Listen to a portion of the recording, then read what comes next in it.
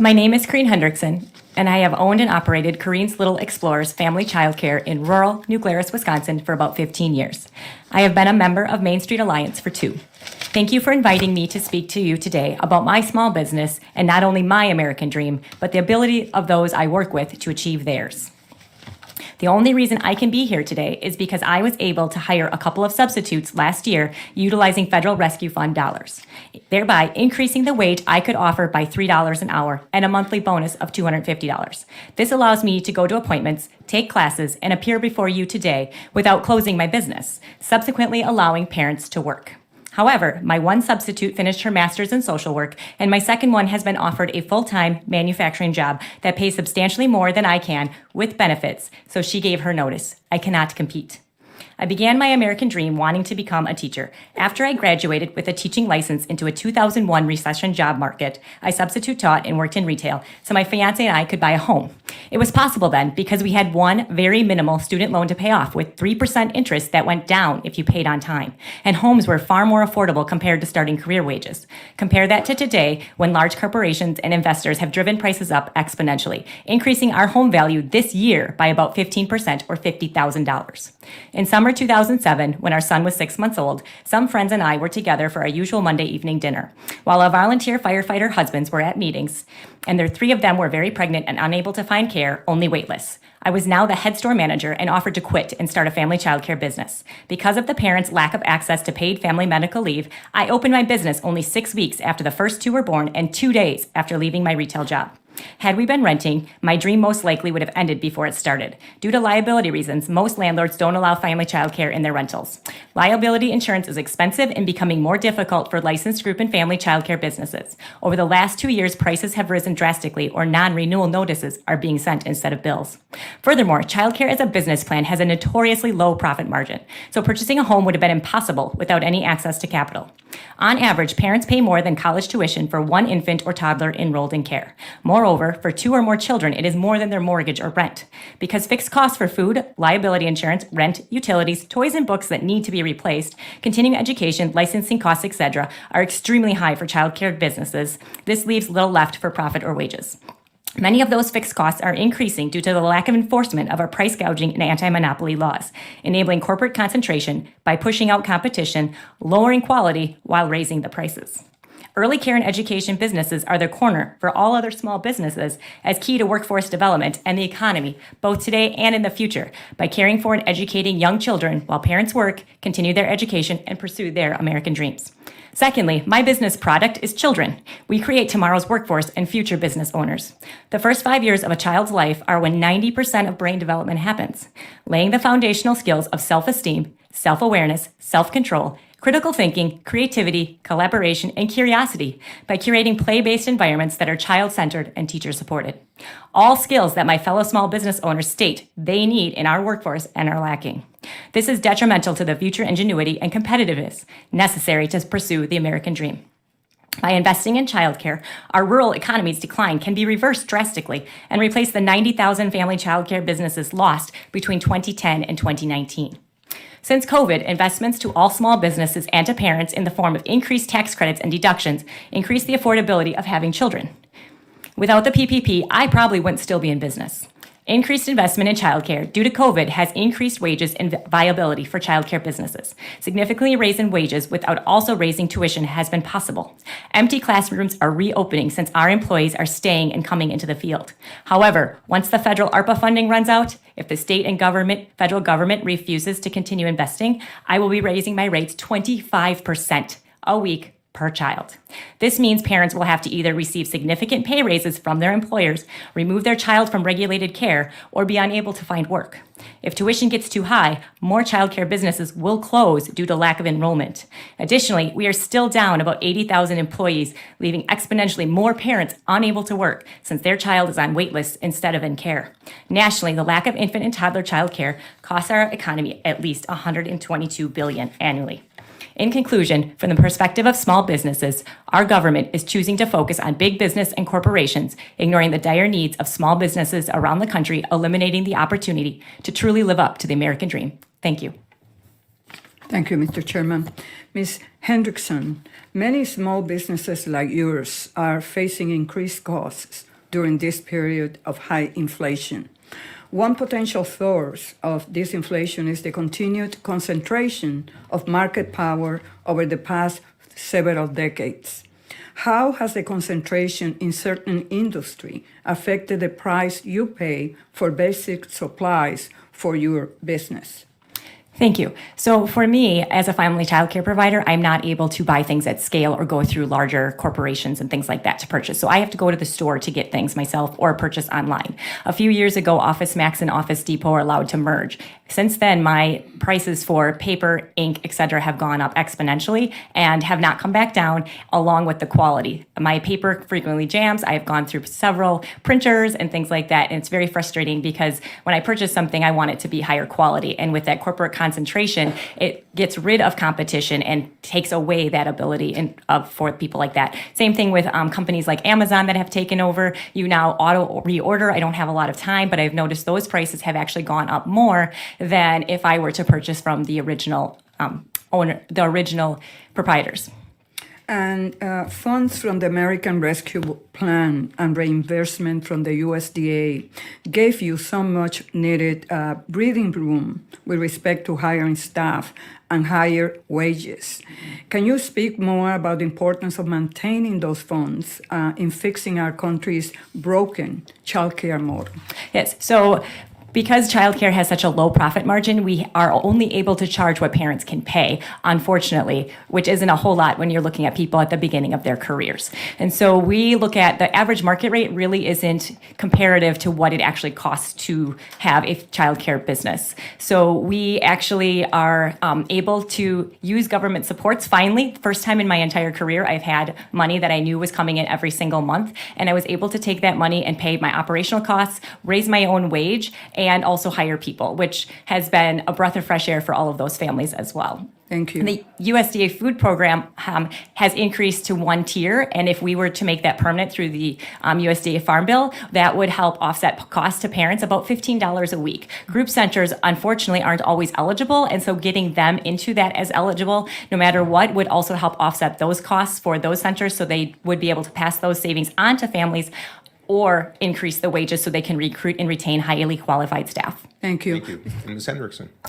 I would invite you to start your day with me at 6:30 in the morning, cleaning and prepping for all of the children to show up, and then having those few conversations with parents about what their night was, what I can expect that day, and then enjoy spending time with the children, but then also seeing how many different things I'm doing at one time, between diapering and feeding and, navigating between the children that are playing really well, but then somebody wants to come in and hasn't quite learned yet how to ask to play, and how important that is, because even we can notice that the adults sometimes don't know how to ask to play nicely either. And I think that would be something that would be great to take back with. And then also then getting them all down, like getting lunch ready, getting them fed, getting them down for naps.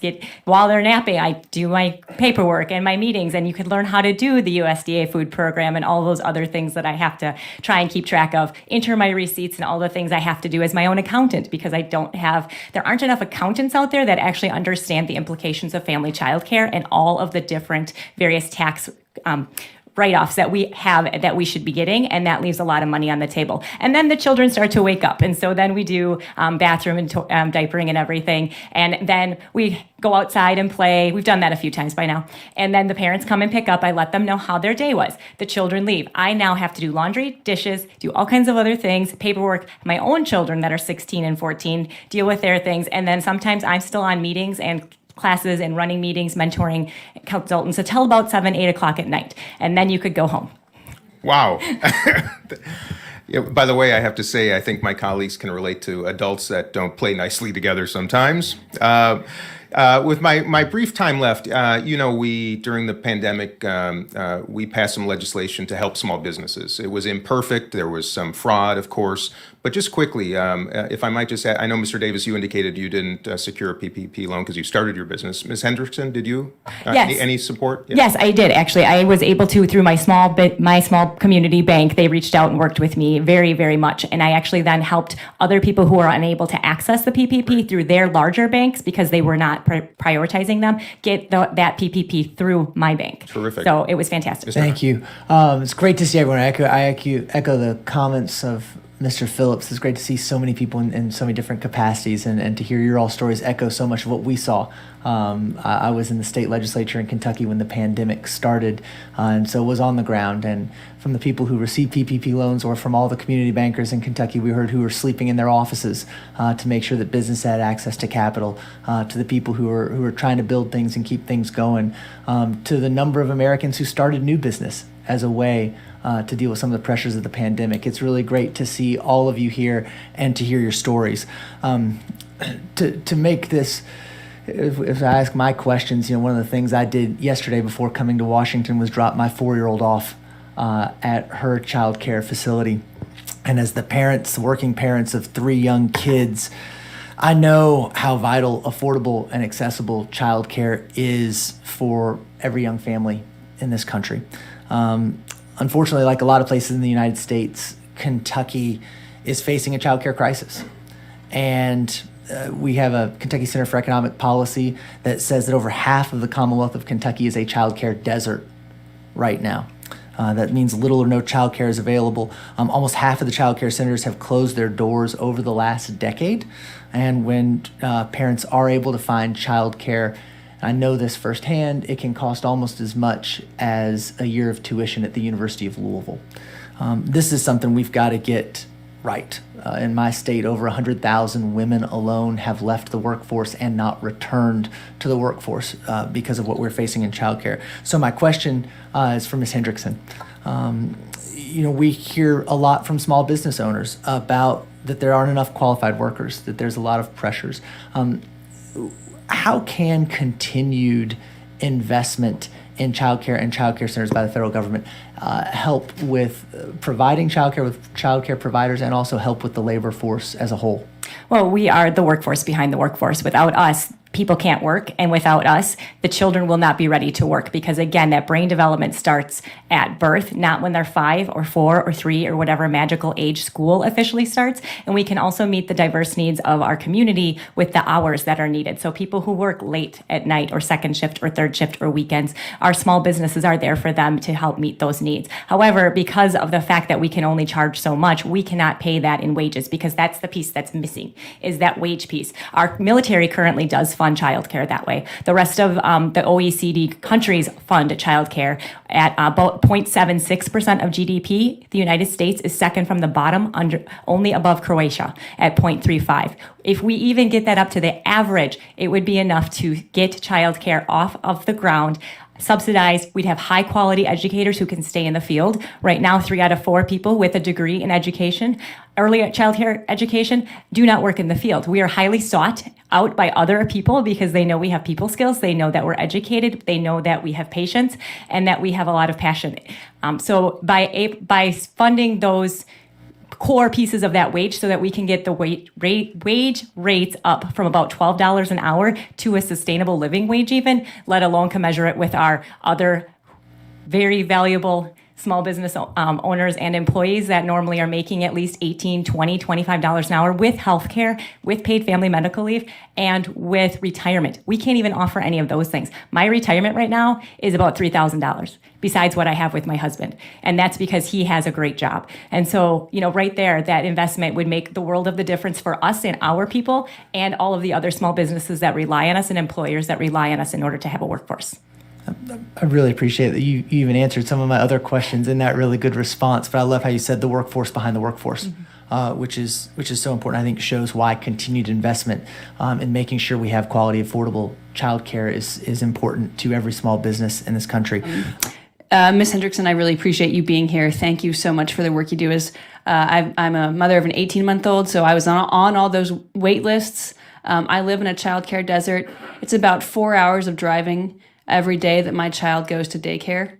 So thank you for sticking it out. Thank you for your persistence, and to your employees who choose to work in an underfunded, underpaid job. I would not be here without folks like you and your team. So I guess my question is, first, could you kind of speak to the challenges of recruitment? And could you also talk what can we do in Congress? So the number one challenge is the wage. We cannot pay anything. Wisconsin was about $10 an hour. Family childcare, we make less than minimum wage by the time you put our hours in. And so we really need to be able to get those wages up without pricing parents out. So we have to have some sort of system where the money goes directly to the wages. In Wisconsin, we took our ARPA funding and we actually put it into two pots. Every single program is eligible every single month to get money. One part is for operational costs. The other part goes directly to the teachers. And we fought for that as a group within our state and worked with our state licensing agency to make that happen. And that is what we are continuing to try and do, because it really comes down to those wages. And we also need some more healthcare and paid family medical leave and other things that all of us really small businesses cannot access because we cannot afford to provide those things for ourselves or for our employees. And so that way, if we had it more took our taxes and more equitably distributed them, we would then be able to help encourage all of our people to be able to do what they love and not have to worry about being tied to a different employer because they need health care. That's also why a lot of parents actually aren't able to stay home with their children longer. They have their baby and they have to drop off after 6 weeks because they don't have any paid medical leave. If that would also help offset some of those crunches for infant care, especially because if a parent is able to stay home longer, they don't need care for longer. And so those spots won't be as filled with those infants and toddlers, which I am all for health and safety requirements. I do not want ratios. Imagine having 6 babies, all of you, while you're trying to, interact with each of them and meet their needs. Thank you so much. And Thank you very much, Mr. Chairman. I want to add my thanks to the others who have commended you for gathering us for this hearing today. I want to particularly thank the witnesses for diverse testimony. As Dean Phillips said when he was here earlier, I think he referred to all of you as a mosaic, a banker, a construction worker, company, a product maker, and a service provider. One of the things about being the caboose is that in the end, everything that can be said has been said. It's just that not everybody has said it. So bear with me for a few minutes as I go through just some observations. I don't know if I've got that many questions. Mr. Heim, let me just let you know that I heard your invitation to Representative Muser, and I see he did not say yes. So I'm going to commit him to come work with you from can't see in the morning to can't see at night in Pennsylvania. When I go on to the floor to vote, I'll let him know that he's expected to follow up. I'm doing unto him as he would do unto me. Trust me. And one of the things that's been interesting from my perspective is the fact that so many people, Mr. Chairman, have talked about children and their children and other children and providing and also building a future for those children. I keep hearing the terms 3-year-olds and 4-year-olds, and that was a long time ago for me. So I was particularly happy that Ms. Prince mentioned and said, does anybody remember the 1980s? Yes, there's some of us still around who remember that. And for me, the perspective is interesting. In the 1980s, I was a freshman on this committee. Ronald Reagan was president, and I spent 5 terms here in this committee hearing testimony like this. My angst is that now, many, many years later, I'm still hearing the same issues, the same problems. And I wonder, is it a matter of having come a long way or still having a much longer way to go? I left this body after 5 terms on my own, walked out the door and wanted to go see the rest of the world. And here I am 26 years later back on this committee hearing this. So I'm hoping that as we establish, Mr. Chair, a record here, that record really provides direction so that we can come out of this fashioning legislation to be able to assist with the problems that we've heard about today, which are not new, but seriously should not be allowed to continue and to go on.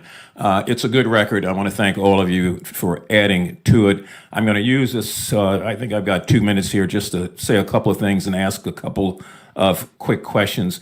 Ms. Hendrickson, you talked about the increased costs that you're facing and how unfortunately you've got to continue to pass it on to parents.